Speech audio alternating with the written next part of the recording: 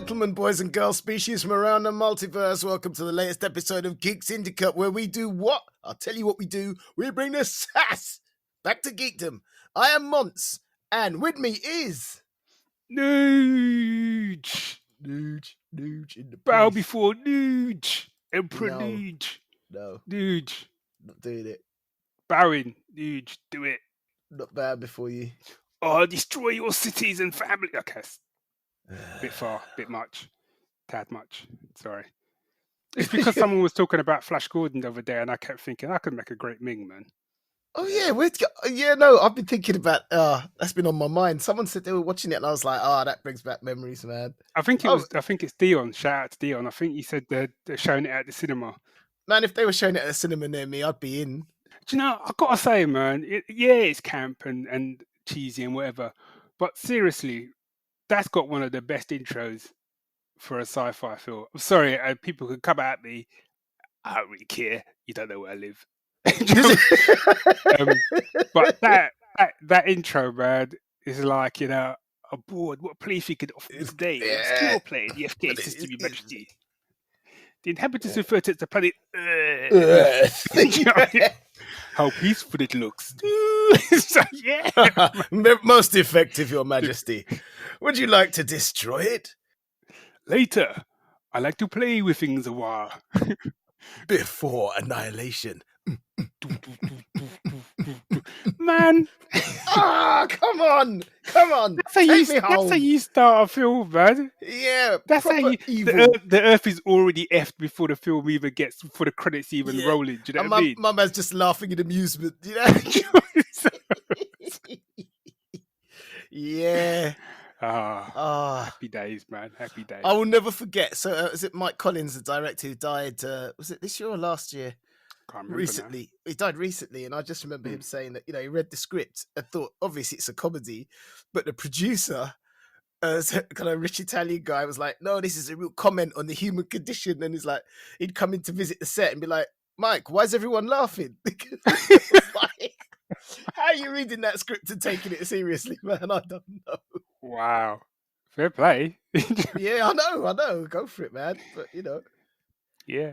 Yeah. Call it as you see it, man. How you doing anyway? Yeah, doing all right. Yeah, got another game come out since we last talked. Yeah. I thought, is this a pirate one? This is a pirate one set in the Caribbean. Undead pirates in the Caribbean. Is that what it's actually called? No, it's got no. Okay. I don't know. I was about to sort of go, boy. It's not really snappy, is it? It's a bit derivative. No. Well, I was going to say, I didn't know if they were like, let's call it Pirates of the Caribbean. Now that's good. Okay, what about Dead Pirates in the Caribbean? Well, that could work. It's a winner. No, it's called Shadow Gambit, The Cursed Crew. Nice. Yeah, and it's, I do the voices of several. I do the voices of several no, I wish. No. Several inquisitors and acolytes and zealots. Okay. Most of which probably die. Yeah. Inquisitors get a lot of airplay in these things, man. It's quite funny because going back to Baldur's Gate, I've had a few messages from people going, "Who are you?" And I've sent them a list of my characters, and like the response will either be, "Oh, like, I haven't killed you yet," or "Oh, sorry, man, I stabbed you." It's stuff like that. I'm like, wow. It's not the kind of mail that I ever expected to get. No, not just a general. I thought your audio performance was perfect, pitch perfect for the character. Yeah. Just now, I stabbed you, man. Sorry, Dave. I put you to the sword. Okay. I'm half tempted to go out and purchase it now, just so I can say that. I'll wait till you give me the list. So I'll just go, bro. You're not even playing the game properly, man. What are we doing is going seeking out these particular characters. I'm like, no, I've got a hit list, man. There's a YouTube video, man. You know what I mean? You just making a list of your friends and killing them in whatever game you can find them in. Right then, as Arnie would say, enough talk. Shout outs. I mean, I got a whole heap of shout outs. It's not even worth it. Basically, everyone I met at the Clarke Awards, shout out. Because it was a fun night, and I was suffering the next day, for which I blame the free red wine. Free red.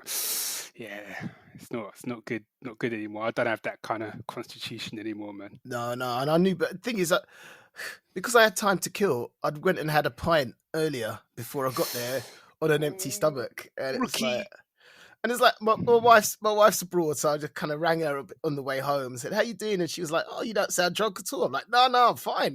You know, I'm doing surprisingly well." Hung up. It was like the moment I pressed the end the call, my head just went boom.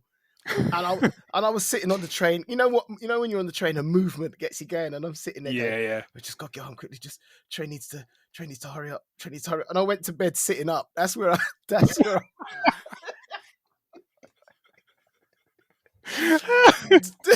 Damn you, Clarke Awards! Fish shake. God damn you! You had one job. Yeah. Yeah. I completely lost my train of thought. That was shout outs. Yeah. I had to shout out. I want to give a shout out to Jonathan. Jonathan, if you're listening, you know who you are, because you kindly purchased us a virtual coffee from Ko-fi. Big love, Jonathan. Big love. Big love. Big up. Boy. Now that we finished random sound effects section, do you want to move on to the news?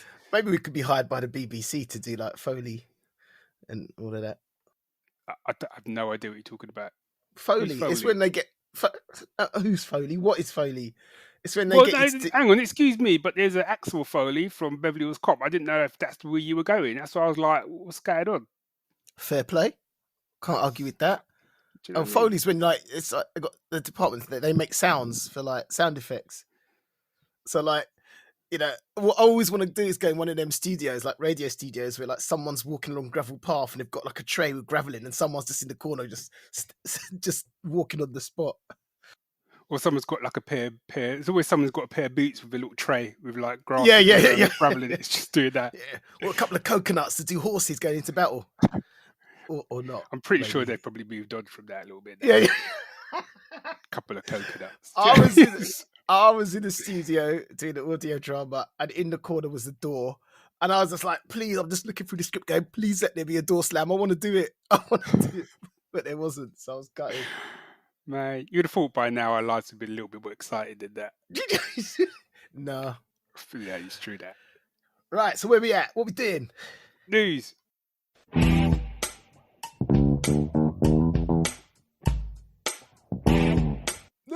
News. Bring it on. You got any? Yes, I have. I've got one bit of news that I've just pulled up and then haven't actually read the bit of news. Well done. Because I think you said to me that this is that you were going to see it this week, last night. I think you went to see Blue Beetle last night, didn't you? I went to see Blue Beetle last night. Yeah, I mean we'll talk about it. I'm sure you're going to talk about it. It's been a week of DC movies, The Flash and Blue Beetle. All right. But they've apparently it's now been considered that it is part of the James Gunn DC Cinematic Universe. Is it? Supposedly. Interesting. Yeah. Where is it? So this is the director of Blue Beetle, Angel Manuel Soto. Yeah, that was for sure one of the elements of relief. It's the fact that all of this effort was not going to die during this regime change. We survived regime changes throughout this whole process, and that was a testament to the hard work that everybody put into it. There's also a belief in our characters who are going to be part of this new DC universe, especially Zolo's character, so I hope I've said that right, and his whole family, and Bruno Marquinzi's character. So knowing that they're going to continue to move forward in the DCU allowed me to feel relief for myself and for them. It's a testament to the amount of heart and talent that they have. So thoughts, reactions? No, I'm pleased. I think if it says one thing is that they're committed to going a slightly lighter, brighter way than the last few films we've seen, which is nice. I mean, don't get me wrong, I was all over the Snyder plan. To be fair, and I know that puts me in the minority. It makes me unpopular. I don't care. I like. Yeah, I did too. So Yeah, You and know I what I mean? wanted to see. And what I hate is having a story that ain't finished, and it ain't finished. And it looked like it was going to some extreme places. I mean, look at the comics we read Last Night on Earth. Yes. It is a comic, it's kind of Batman, kind of post-apocalyptic. We read the Teenage Mutant Ninja Turtles one, which was kind of apocalyptic. So we're feeling that vibe, and it was like, actually, we're not with the Snyder stuff. We weren't going to be stuck in a perpetual second act. We were moving forward, to some pretty extreme places, and I was there for that. However, we have to let it go, and Yeah. if this Blue Beetle is anything to go by, it might be a brighter, happier universe. But I mean, I just think it would be such a shame to do all that work and then go, now forget about it. Yeah. So long as I don't know. It's a confusing thing because as long as they, and this is just my own personal opinion, as long as they're able to balance it, I'm all for a little bit of like fun and games, a bit of laugh and some jokes, but I also like my balance. Do you know what I mean? Absolutely. So like Absolutely. for every sort of Guardians of the Galaxy, I want a Winter Soldier. Do you know what I mean? Yep. Absolutely. That's the kind of balance I kind of want. So if that's what he's coming with, then that's all good. Yep. We But my shall see, worry man. is, I'm excited though. I'm excited. It's where we are. And I think DC have needed a cohesive plan for a while. But I mean, we talked about this, and I couldn't quite see the cohesivity of the plan, but there's a plan, so we'll see. Yeah. I think part of it is that is very interesting news. Yeah, I think part of it is that it's just trying to clean up the mess and the loose ends of the Snyderverse. I think that's part of the problem, which is why, I mean, I've seen the Flash, so we'll get into it, but which is why I part of me thought they might have got a different way with some of the choices in the Flash, because I think if they'd done it in a particular way, it could have set them up beautifully. Yeah. All right, well, let's. You got any more, or should we move on? No, let's move on. It's time for the week that was. Oh, yeah.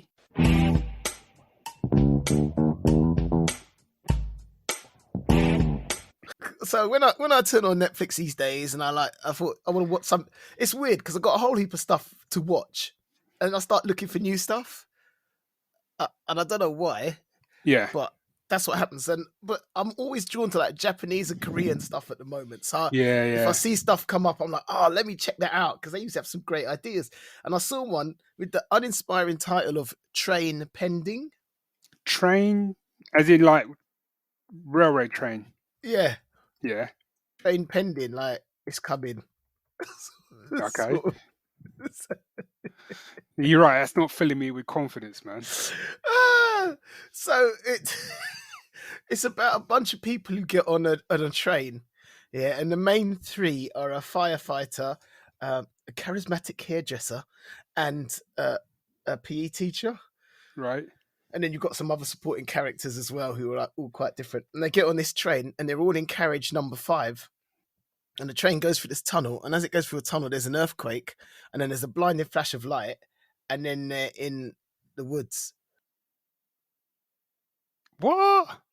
But like just they come out of the tunnel into and crash, and they're in some woods, but only carriage number 5. Right. Okay. And they're like, "Whoa, what's going on?" And they go out and have a look, and the main three decide to go over the ridge to see what's going on. And all that, I mean, the tunnel's still there that they came up, when all they could see is desert. Right. And in the other direction, it's just pure forest. And then back in normal Japan, in Tokyo, they're like, what happened to so the train went through the tunnel, so where's the carriages? Where's carriages 5 and 6? You're like, oh, okay. So we don't know nothing about carriage 6 at this point, but it turns out they've gone like 60 years into the future, and Wow. something has happened that's totally leveled everything. Sounds great, doesn't it? It does sound great. Sorry, I was just a bit stunned, really. Yeah. And I was like, this is, and you know me, man, this is my kind of storyline. Yeah. So, so how many episodes is it? 10 episodes. Okay, all right. It's not too bad. It's not too bad. I've watched the entire thing. Oh my God. This is what happens when your family goes away. No, you don't understand. When I say I watched the entire thing, I mean is I watched episode 1, episode 5, episodes 9 and 10. And when I say I watched them, I meant I forwarded through most of it. Really? And the only reason that I went to the end was just to see what happened, see how it ended. Oh. Oh man, I felt like I lost nothing by skipping to the middle episode. Oh. I mean, I watched the entirety of the first episode, and I was like, oh, okay, right. Let me have a look at the episode summaries. You know what? I'm gonna skip to the middle, episode 5, right? Boom, boom, boom, boom, boom, boom. Forward, boom, boom, boom. Oh, I'm gonna go to episode 10, see how it ends. Oh, seems like I missed something. They've got back. Let me go watch episode 9. Episode 9. Boom, boom, boom, boom, boom, boom, boom, boom. Wow. I was bored, man. So here's a question then. Is it, well, 2 questions. 1, is it worth my time even watching the 3 episodes you just said? And 2, would this have worked better as a film? The answer to both of those is no.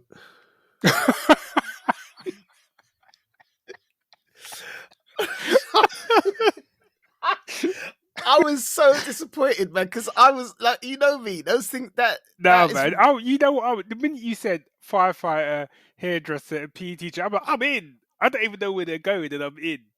Yeah, and there's an old man on it who kind of provides who Mr. Tanaka.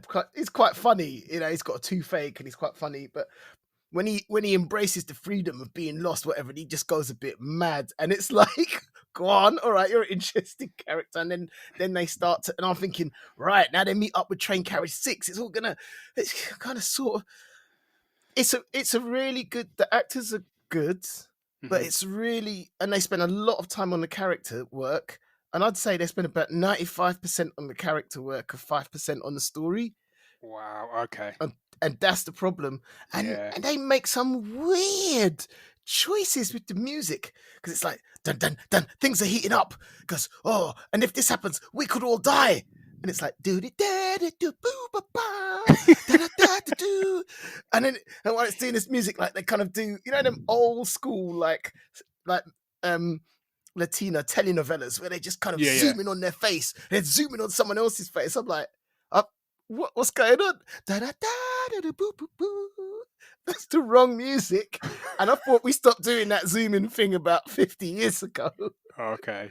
So I was like, badness to the actors. Good work, but I didn't have much to work with. And it just, and the character stuff just went on and on. And I was like, okay. Well, quickly then, I want to mention something quickly before I then talk about another Korean show. I mean, I think it's Korean. But I finished Titans now. I feel like I had to sort of round it up just because we've talked about Titans the last couple of episodes. So I finished Titans now. I don't know if you finished it. Yeah. I haven't got any further. Okay. I might make that my next watch. Thing is, right, overall, I enjoyed it, but in many ways it is probably my least favourite season. I'd probably say my favourite season, I think, was one with Deathstroke. Yeah. What would you put that down to? Easy. Shit villain. Shit. What, Lex Luthor? I don't want to give anything away, but he's not. He isn't the villain. He isn't the villain, and he's not really in it. He's a cameo. That's how it's Lex Luthor cameo, which is probably why not many people talked about it. If it had been me, I'd have been like, you know what? Because I'm guessing that guy costs a lot of money that they hired to do Lex Luthor. Pay him whatever he needed. Right? Yeah, he was on it. If that had been your villain, that's how you go out with a show. The villain you got, he was rubbish, man. He was I just couldn't take him. Honestly, I couldn't take him seriously. Half the time, some of the outfits they stuck him in, I kept expecting to see the Power Rangers turn up. It didn't work. And then I don't want to spoil, it's not really a spoiler, but it's kind of a mild spoiler. But effectively, this guy becomes, so you know the villain in the first one, which was, well, you know from Teen Titans, and it's what's her name's dad. Is it Trigon? Yeah. Yeah, yeah. Trigon, yeah. He effectively, this new villain guy, effectively, he's more powerful than Trigon. There's no two words about it. He's supposed the way it's set up and what he does. That, in my mind, that makes him more powerful than him. So why? How is it that Nightwing is going toe to toe trading blows with him? I'm like, how's that work? It's Yeah. like me trying to rock up to Gandalf and trying to like give him a dry slap. It don't work. Do you know what I mean? It don't. It just. I get what you're trying to do, but that does not work. For a villain that you need to have your heavy hitters. So whether that is Starfire or Super or whatever, but even that, given how you've set up his power base, it didn't work. So they needed to have found a way to depower him before you trying to have them sort of tussles. So just from a logic point of view, Yeah, okay. and I'm not normally that kind of a guy. Normally I'll just roll with it. And the fight scenes at the end were good, but I just kept thinking, but why are you sweating him? Do you know what I mean? Yeah, It didn't work. Kind of devalued him as a villain. Yeah, and he was just rubbish. As a threat. He was just a rubbish villain. So the threat just wasn't. It weren't there for me in the same way, which is a shame because, like I said, I really like. It's still worth watching because I really like the characters. And that was my next question. It is worth watching because I really like the characters and the interactions, and there's some good little moments and stuff. Plus, they keep dropping John Constantine's name in it, but you never see him. And I'm like, look, man, if you're gonna do stuff like that, just go pay Matt Ryan, man, and just drop him in there. Yeah. I mean, he's Constantine. Matt Ryan's just Constantine. How busy can he be? Full stop. I haven't seen him in nothing, so he can't be busy. Do you know what I mean? Since Legends finished, she ain't got nothing to do. Just go ring the man up and go, look, man, we're doing Titans. You wanna come along? You know what I mean? There's a payday in it for you. I'm sure that guy would have been there because he, you know, when you see some actors just relish a character. I'm happy to see him just pop up in every DC project. Yeah, just sitting in the bar drinking in the back. There's so many scenes in this show where you're like, you should have had John Constantine. And in fact, they had a character that was kind of like bringing in the magic stuff. But also, I was going to say, if you got the supernatural element going, he was perfect. Monts. To me, it felt like for whatever reason they couldn't have John Constantine, so they got some cut price Constantine, and then they kept mentioning. What was his name? No, it was a girl. Her name was Jinx. Jinx. Yeah.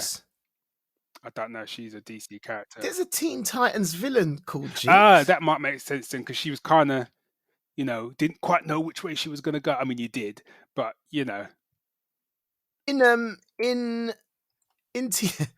Teen Titans Go, which isn't my usual go-to for quoting Titans lore, I think she works with Hive, who are that kind of evil parallel to the Teen Titans. She got pink hair with like. Yeah, and she's going out with Cyborg.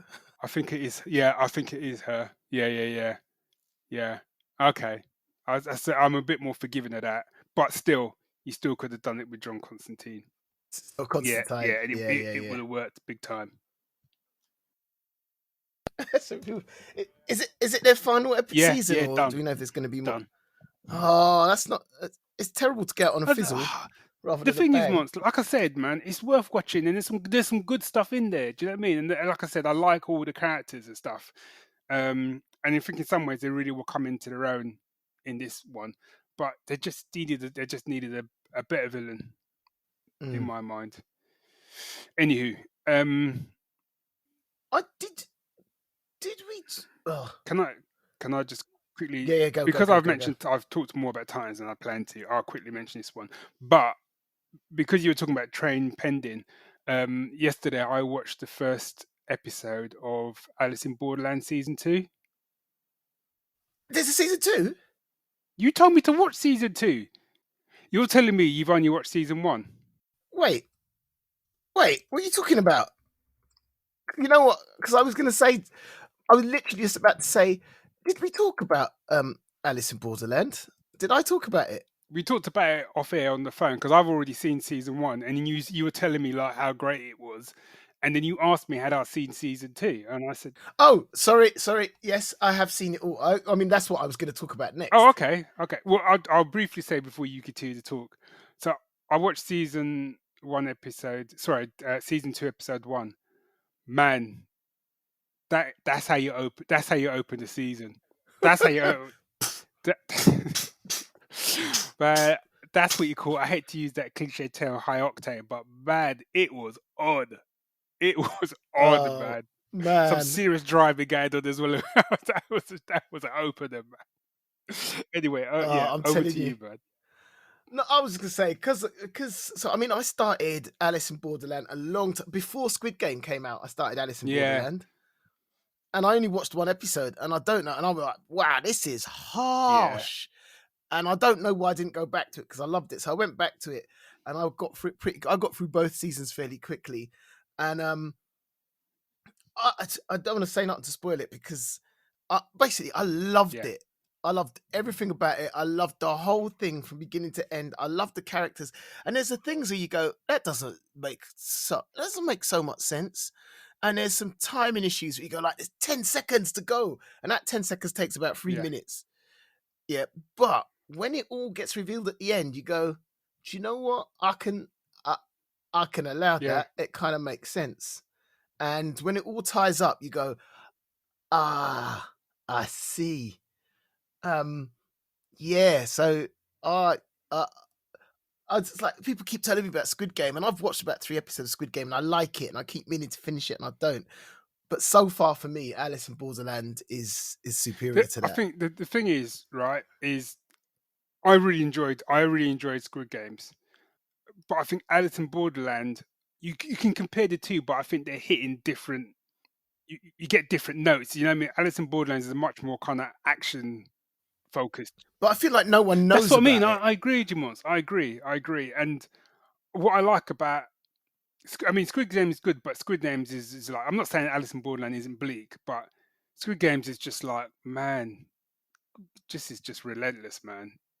Do you know what I mean? Whereas Alice in Borderland just Mm. feels a bit more fantasy adventure. Almost. You remember that show back in the day? It's gonna sound really bizarre now, but remember that show? Is it Fantastic Voyage? Was it Fantastic Voyage? Where they Yes. were trapped in the Bermuda Yeah. Triangle. Was that what it was? It? Yep. And they had these kind of weapons that looked a bit like a Yeah, magnet. yeah, yeah, yeah. And I think there was like there was a couple of them, but there was like a boy, but I think the boy was like a boy genius, and I think there was a cat as well, and things like that. Yep. And they were in this Yeah. kind of Yeah. strange Yeah. land inside within the Bermuda Triangle. It's probably vastly different if I watched that, but it's that kind of tone where you just got this group of people just in this random setting, and they just got to do what they can to survive. And there's bleakness in there, but it's not on that same kind of level as Squid Game, which is trying to make a whole kind of society's effed type plot. Do you know what I mean? Yeah. And Yeah. what Yeah. would you do for money and blah blah blah. Fantastic journey, man. Wow. Yeah, That's but yeah, Alice in Borderland, man. Like I said, I watched that first episode. Roddy McDowell That's was in it. that. That's the guy. That's the guy. And the kid was Ike Eisenman. He seemed to be in a lot of stuff If back in the you day. were around back in them kind of 70s and 80s, and I showed you a picture of Fantastic Voyage, you'd be going, I know that dude. I know that dude, and I Yeah, know yeah, that kid. yeah. I've seen him in plenty of shows. I'm sure there was a brother in there as well. Yeah, But like, there was. yeah, Alison, that first episode, I had to go and I had to pause it, go and get myself like a glass of water, take a break, man, because I was just like, that was intense, man. Yeah, And there's even a couple of little bits where it flashes, because my only sort of concern was it had been such a gap between season 1, I'd forgotten a lot of it. And there was a couple of little bits in there where they sort of flash back to sort of give you a bit more of a what had happened in the first season. But I would have killed for a recap, because I know Netflix does that sometimes, and I think that's what it's missing. It was missing a little recap at the beginning. But I think if you've been watching that, if you're coming into it now, you're in for a ride. If you're starting from season 1, yeah. Does it all round up at the end of season 2? It all rounds up. Okay, okay. They do something at the end which goes, it possibly leaves it open to another series. But when you see what it is, I don't see Okay, how. that's all right. That's good. I'm excited now. And you know what? It's like I love it, but I'm more than happy to like have something to have a complete story. Yeah, agreed. And done. Agreed. Do you, before we talk? No, actually, we can do. I did want to. I mean, I don't know if it's worth. I wanted to say a little bit about the Clarke Awards. Well, I was going to put that on as the main. Oh, okay. Well, what I wanted to say, I just wanted to mention the hmm Clarke Awards. So the main, I prepared a little thing for the Clarke Awards, which you're going to hear. But what I just thought was really, really interesting. So I read 5 out of the 6, and I met uh, Lucy Kissick, who wrote Pluto Shine, whose enthusiasm is just so infectious. I listened to your footage of it, and yeah, I could, because she made a shortlist, didn't she? Yeah. Yeah. And I had so much kind of respect for it because I know what that's like. I mean, obviously, I've never made a shortlist for it, but just as a fellow writer trying to kind of make their way, just the enthusiasm, it was off the chart, man. And I talked to EJ Swift, who wrote the Coral Bones, which I haven't read, and having talked to her makes me want to read it more than I wanted to. She's just awesome and a fashion icon, I have to say. And I talked to Tom Watson, who wrote Metronome, who he and his wife were one of those ridiculously good-looking couples. He just just get off my Facebook feed, man. It's ridiculous. shouldn't look that good Shouldn't be together. allowed. But, like the heart of like genre fiction. Do you know what I mean? Yeah. When they met, murder. It was murder. And I met Ned Bowman, who won as well. What was my point? My whole point wasn't even to do with them, but I mean, it was great to meet them. But do you remember when we did the thing where we read the blurb and decided which ones we liked the sound of? Yeah. Whoever writes blurbs, needs a bit of a backhand. Really? Yeah, so I actually asked some of the authors, and they said, like, it's the publishers that do it. Because there's some of them which I was like, I'm not sure I really want to read this. The blurb didn't, the blurb's okay, but didn't really inspire me. How wrong was I? It's just wrong. It's just different. Right. Like the blurb, which one was it? I think the blurb for Metronome, I was like, yeah. But I really enjoyed Metronome. Do you know what I mean? And it was like, I don't know how they write the blurbs, but I think most publishers, I don't know, they need to really consider it. Well, and I think that's one of the advantages, I think, of publishing your own stuff. Again, I'm not getting into the traditional and self-publishing, which is better. I don't really care. But as someone who self-publishes his own stuff, for me, I've got to do my own marketing and stuff like that. So when I do the blurb, it's me doing the blurb. I'm the author. So there's there's more of I'm closer to the material, I guess. But I'm saying that I don't know how traditional publishers handle that, that side of things in terms of writing the blurb. I don't know how much input the authors are allowed to have. I can't remember who it was I asked, and they said no, they had nothing to do with the blurb. Yeah, saw that. So so Pluto Shine wasn't at the top of my list going by the blurb, but after reading it, it was right at the top. It was way up there. So, and I was like, yeah, please let that one win, because that was my favorite by far. But anyway, there we go. That was just a thing about blurbs. It just really made me think about how to, there you go. Make of that what you will. So, we've got time to talk briefly about Blue Beetle and the Flash. Yeah. Let's do it. Sorry, just getting some water. So we're going to talk about DC movies for a little bit. I saw The Flash last week. When did you see it?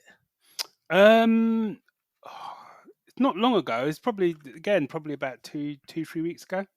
Right. Did you come out of it smiling? I came out of it. Ooh. No, I didn't. No. Do you know what? Right. Here you go. And here's my problem, which is why.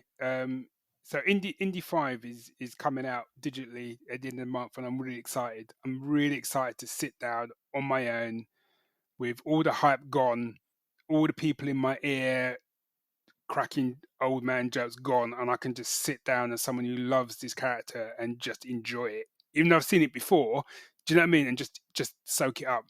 And I think one of the biggest problems I had with the Flash was I found it might have been easier for you, but I found it impossible to avoid all the be it positive or negative, or people telling me it's the best superhero movie ever, to people telling me it's a dumpster fire. And going in to watch it, and that's all in your head. Do you know what I mean? And I came out of it, and I was like, I enjoyed it. Do you know what I mean? I didn't hate it. I thought it was all right, but honestly, by the time the credits had finished rolling, I'd kind of forgotten about it, and I was already on to kind of, eating some cream crackers. Do you know what I mean? But I remember the credits were rolling, and I was buttering some cream crackers, and Sue said, "Do you want to like fast forward to the end credits? If there's an end credit bit." I was like, "Yeah, go on then." And I carried on. I was eating my crackers, and then the end credit bit came on, and I was like, "Well, that was a waste of time, wasn't it?" Do you know what I mean? I just remember that really vividly. Crackers were tasty Wow. though. Wow. Okay. But Wow. no, overall, I enjoyed the film. What about you? I really enjoyed it. Yeah. Of course, being a DC head, I loved all the DC references that were going on. Mm-hmm. I struggle with Ezra Miller. Yes.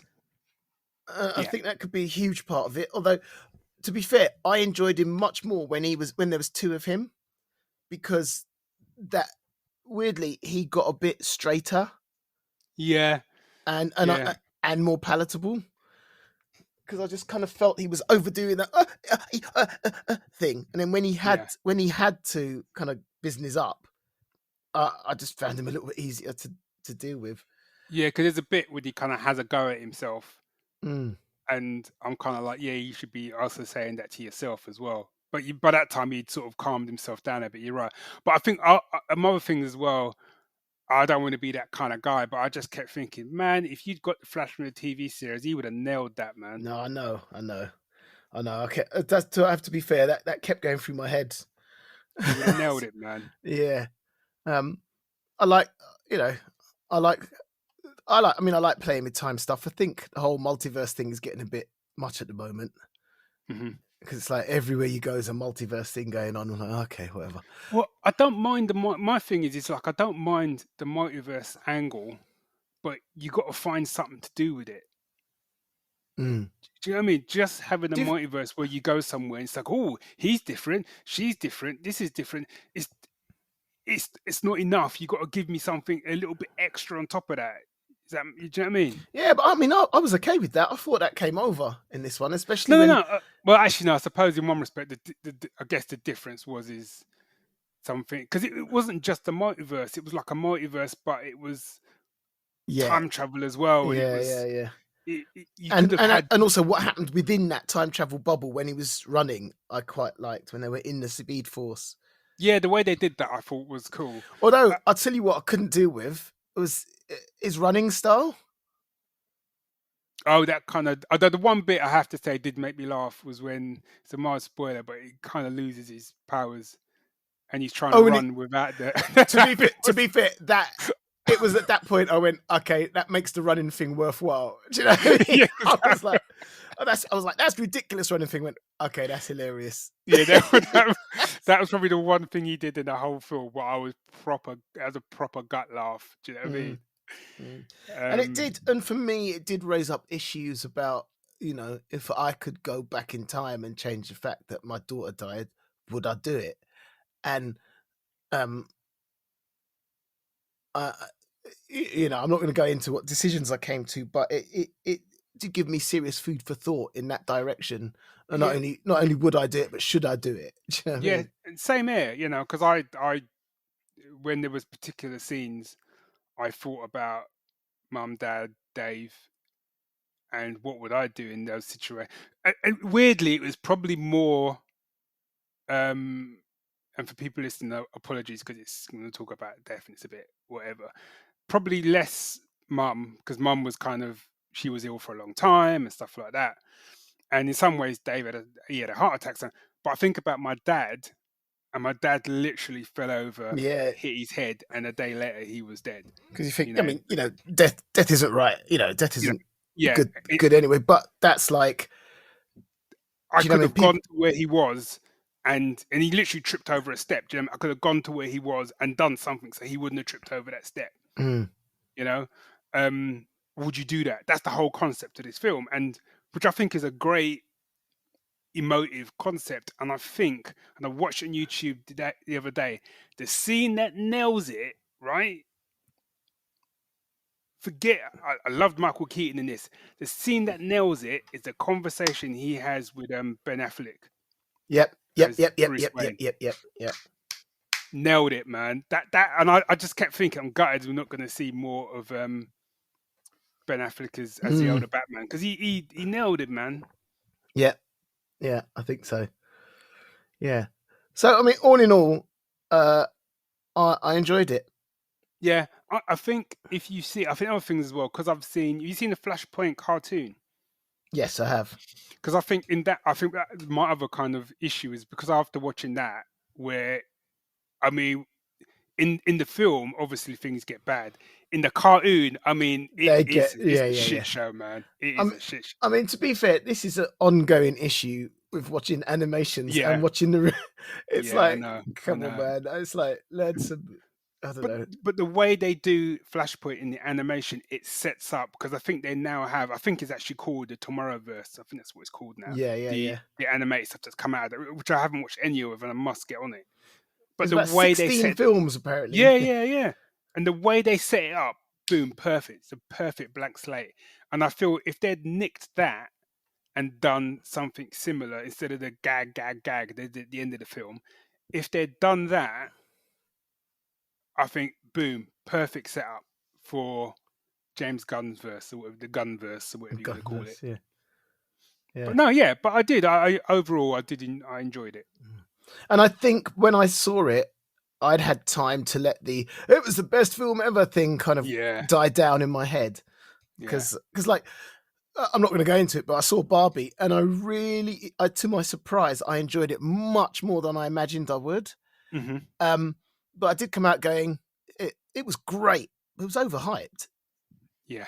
You know, so, but for me anyway, and part of that was like, you know, it's just built up so much. It kind of didn't quite land as well as it might have done. And that for me had gone once I came to see The Flash. So I feel quite lucky there.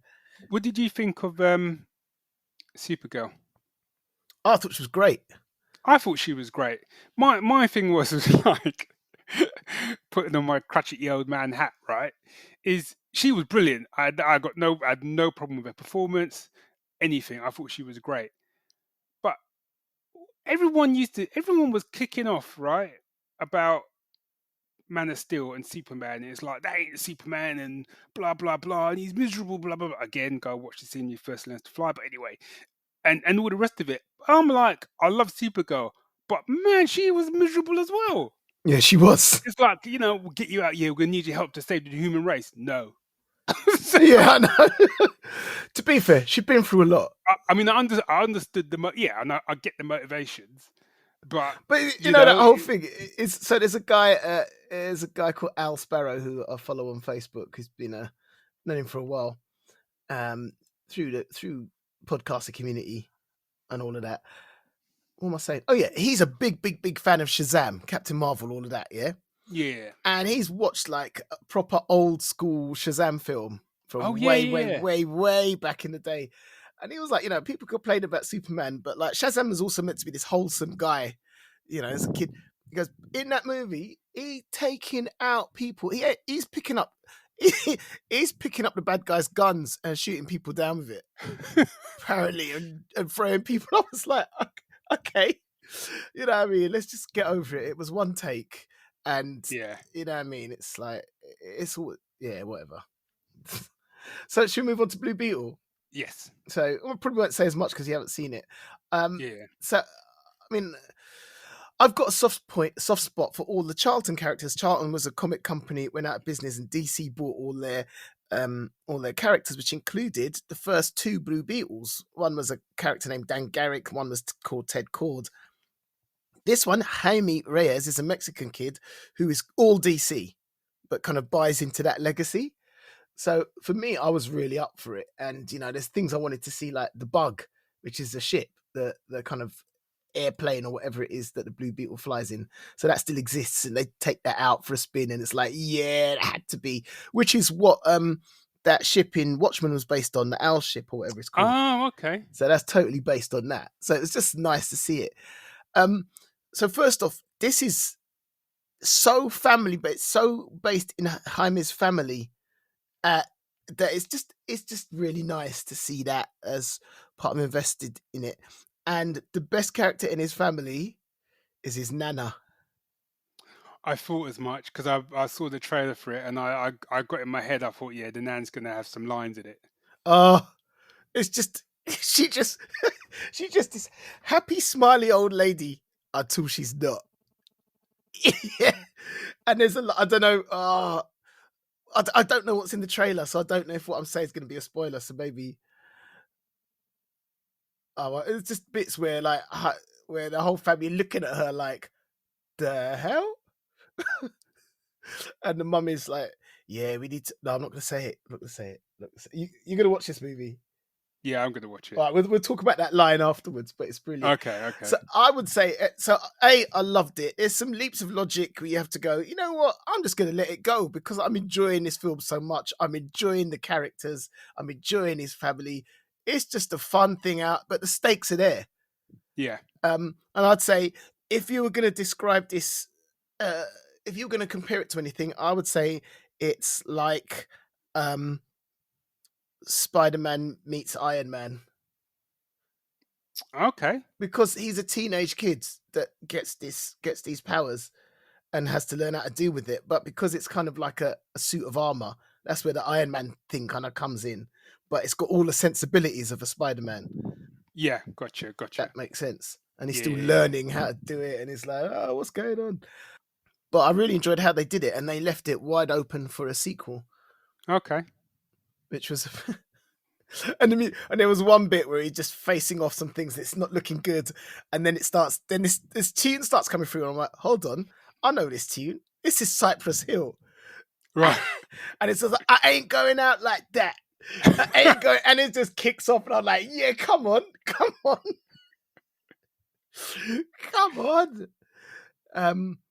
And yeah, there's a body count in this as well, so they weren't shy of that. Okay, that's all good. So yeah, no, I do you know what? The best compliment I can give this film is I'd watch it again. That is a good compliment these days, man. When there's so much other stuff you could watch. I would watch it again. Okay. Happily.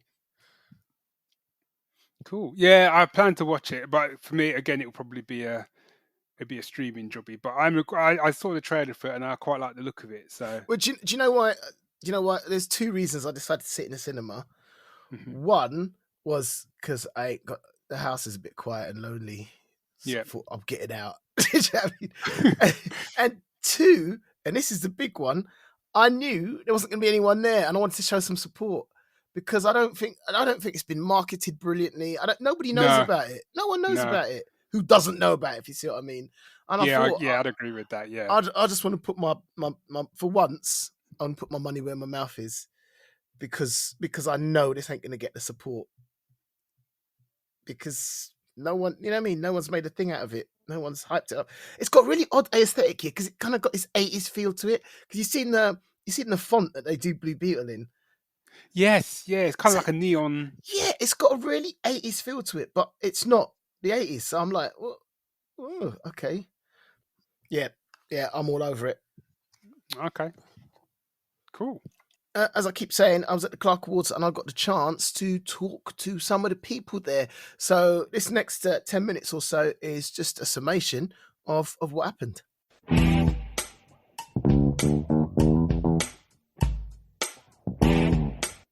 So on the 16th of August, I got to attend the Clarke Awards ceremony in which they would announce the 2023 recipient of the Arthur C. Clarke Awards for Science Fiction Novel of the Year. So when I decided to go, I realised I had 13 days to read all 6 books. I made 5 of them. The only one I didn't manage to get through was The Coral Bones by E.J. Swift, which I intend to get to grips with. But having read so many of them, it's really interesting to try and work out actually what defines sci-fi in this context. So they were so broad-ranging. And actually, how does the awards work? Here's Tom Hunter. Hello, my name's Tom Hunter. I'm one of the 3 directors of the Arthur C. Clarke Awards Science Fiction Book of the Year. It's my 17th prize now. The award has been running for a lot longer. It launched in the 80s, and the first ever winner was Margaret Atwood's The Handmaid's Tale. I'm hoping a few listeners might have heard of it. Great question. So this podcast is now going to be 2.5 hours long. The actual short answer is that, I mean, the way our judges consider it, first of all, the books have to be submitted by their publishers, which means the publishers will be considering them as science fiction. And often we have very detailed conversations about what that means, and we try to make sure that we get as broad an expanse of novels submitted as possible, which is why we had just under 100 submitted this year. Often we go over 100. What I did say in my speech, that's 98 million plus possible combinations of books into a short list of 6. So defining science fiction is a challenge that I don't want to solve. That's why I have judges. This is why we ask them to redefine that for themselves every year. They know the genre, they know what they're talking about. They might have different values, different appreciations of what that means, but they have to come together as a collective of 5 to make that decision and actually land from that 98 million plus possible combinations to one combination of 6 actual books. Then they are defined as science fiction by us, because we say they are shortlisted for the Science Fiction Book of the Year.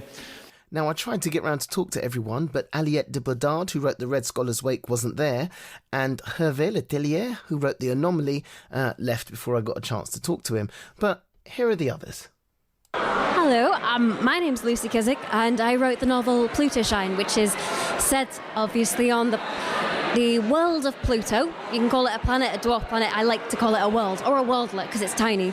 And it follows the story of a little girl called Nuge, who is fascinated with the sun and with the idea of terraforming Pluto, which one of her friends is doing, who's an engineer.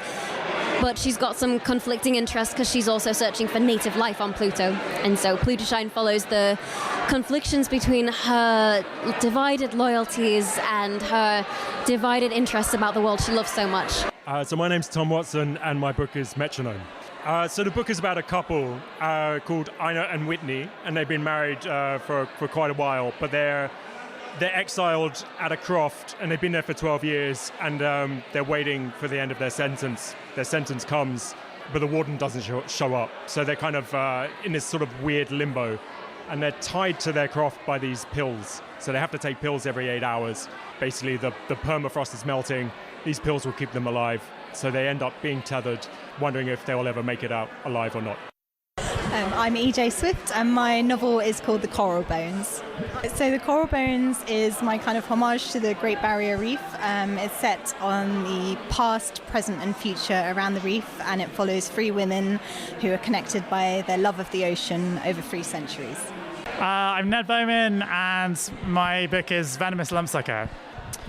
It's set in the near future. It's about species extinction. It's about these 2 characters, one of whom is a scientist who evaluates whether species are intelligent or not. The other one is a kind of exec who works for the extinction industry, which is basically this kind of apparatus of evading regulations around whether you're allowed to drive species to extinction. And the 2 of them are thrown together because for both of them, for very different reasons, it's very important that the venomous lumpsucker, which is this endangered fish, not be extinct. So they have to go and find out if there are any surviving specimens of this fish.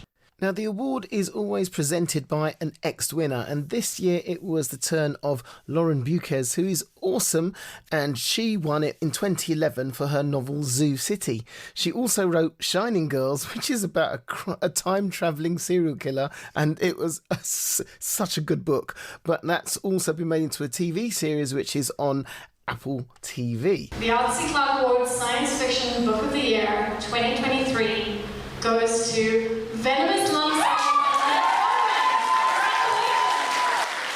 So Ned Bowman wins, but I'm really interested in the source of ideas and the process of all of these nominees.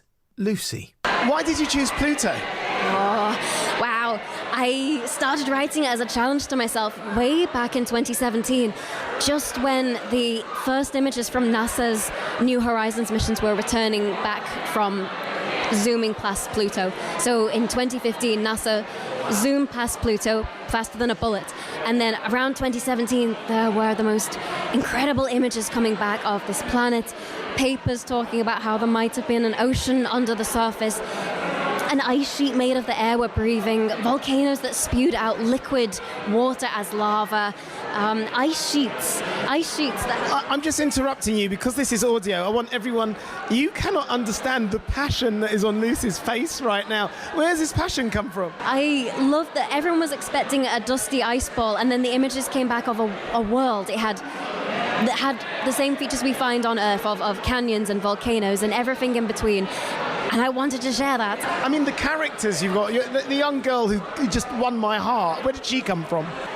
I think the little girl called New Harbour, she's a part of me. She's a 10-year-old girl who loves her world but is conflicted about growing up, and so there was a lot of a younger myself in that. And then there was also imagining what it would be like to grow up on a place like Pluto. That's where she's been born. That's all she's ever known, a world that's so far from the sun.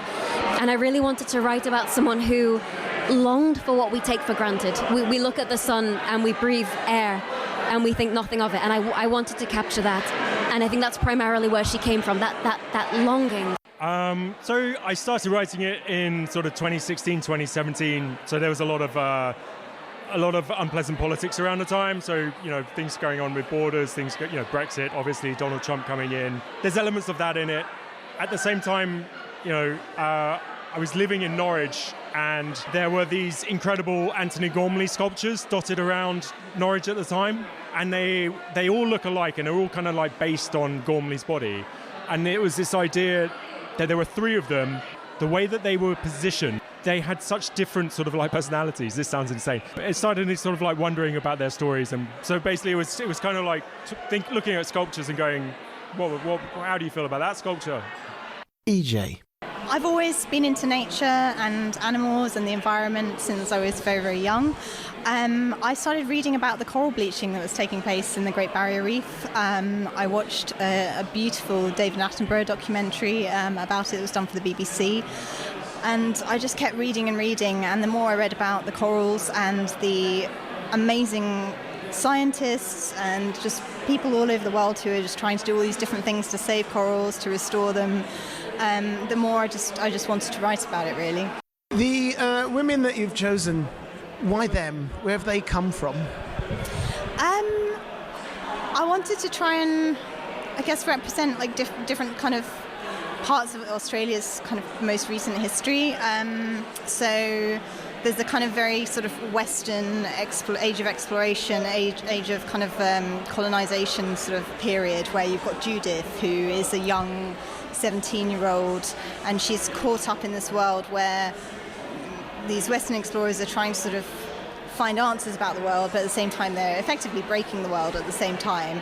And then in the present day, I really wanted to write about a marine scientist who was actively seeing climate breakdown in action and seeing the thing that she loves most in the world, the corals, kind of dying before her eyes, because I was just thinking, what does that do to you as a person? What does it mean to see that day by day, to live with that, to keep having to go back and to witness it again and again and again and somehow keep going?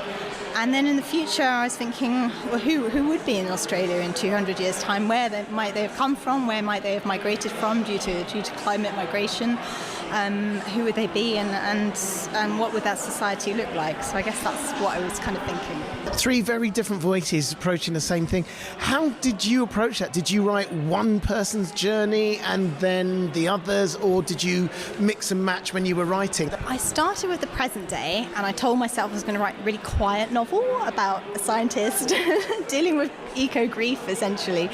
And as I started writing it, I just realised that I needed these kind of mirrors on either side to really make sense of that storyline. So I thought, okay, I have to go back, and if I go back, I have to go forward as well. So I ended up writing completely out of order, which is generally the very messy way that I approach most novels. Ned? It's got a quite narrow message, which is basically, if you are trying to find a market solution to a climate problem, please bear in mind that both the great virtue and the great vice of money and market solutions is that they are amazingly good at rooting around any obstacles. So there's like no supercomputer on Earth that is better at solving a problem than just like the sheer pressure of profit trying to make itself.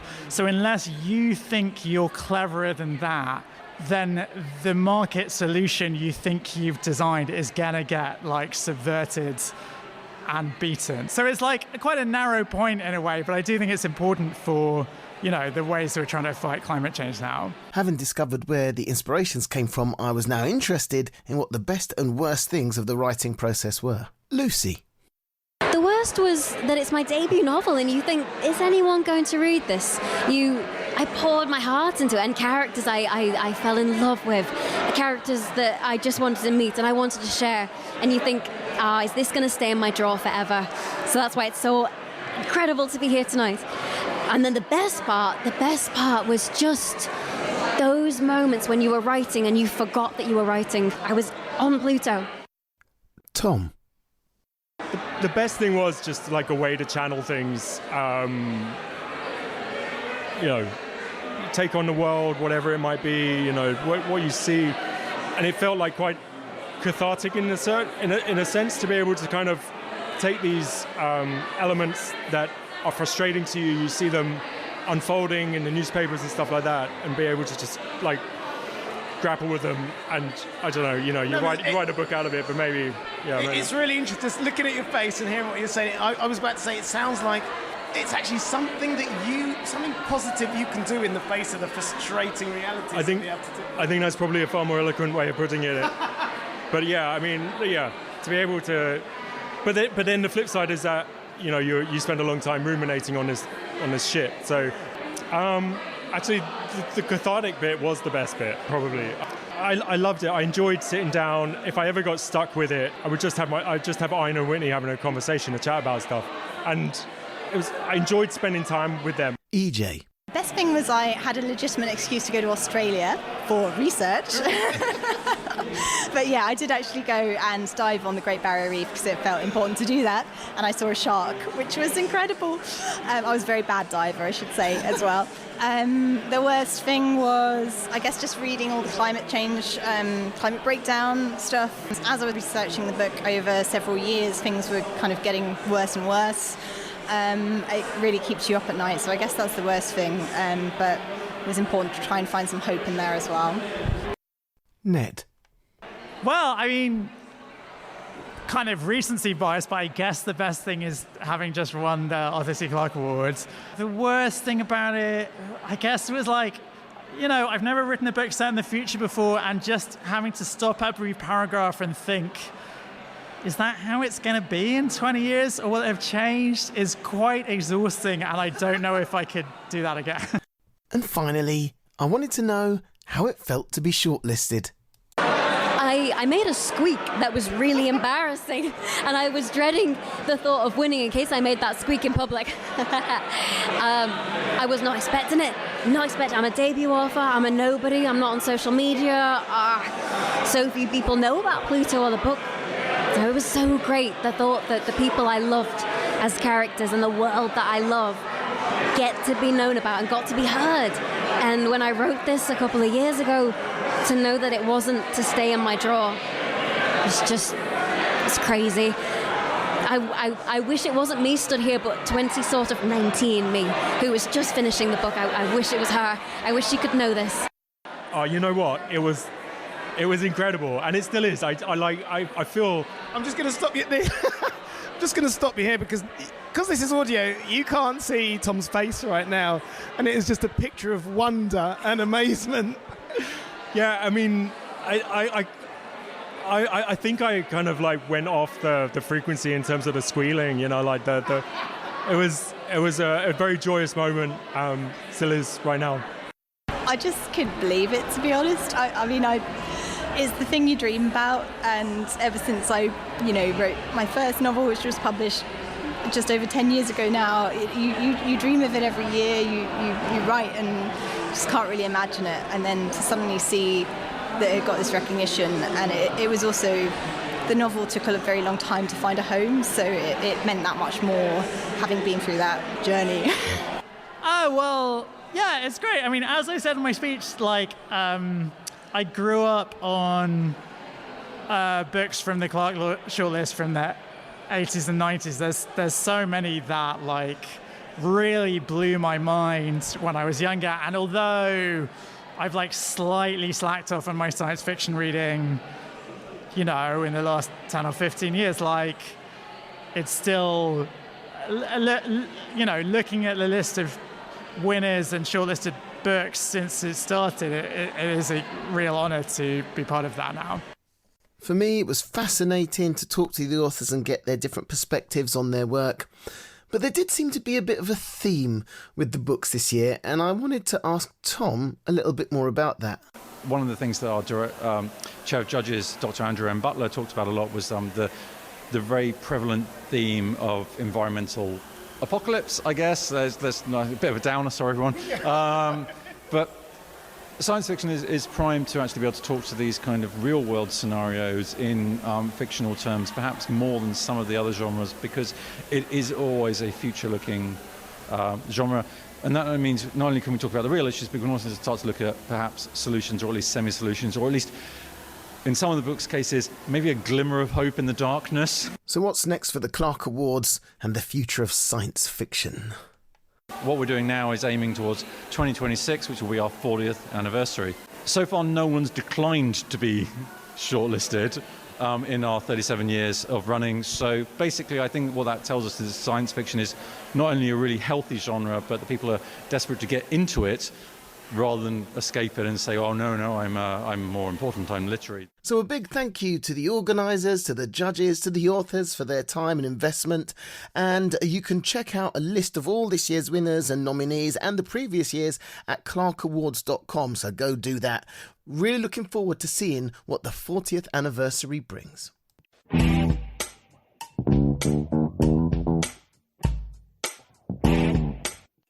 there we go. Another Clarke Awards. Any thoughts? Yeah, as I said, man, I want to try and certainly, especially after what we were talking about earlier, and even more so now after listening to her again, I really want to check out. Is it Pluto Shine? Yeah. Yeah. So I think that's obviously that wasn't the one that won, but that's on the top of my list to read. What's great about that? It's a perfect sci-fi combination of hard science and heart. Yeah. And sort of really sort of doesn't get lost in the science, and just balances that sci-fi technology fascination with character and heart, which I thought was great. Yeah. Cool. Well, I believe, stick a fork in us. I believe we're done, mate. We are done indeed. So you know what the score is. Let us know if you agree with us or you think we're talking nonsense. You can do that by emailing us at the geeks at geeksyndicate.co.uk, and you can find us on Twitter, Facebook and Instagram. We're all over it. And if you do feel the desire to appreciate what we're doing, please buy us a coffee on Patreon, buy us a coffee on Ko-fi.com, or give us some money on Patreon. Totally up to you. No pressure, but it's all appreciated and helps us keep going in difficult times. So, till next time, Geek Syndicate, we out.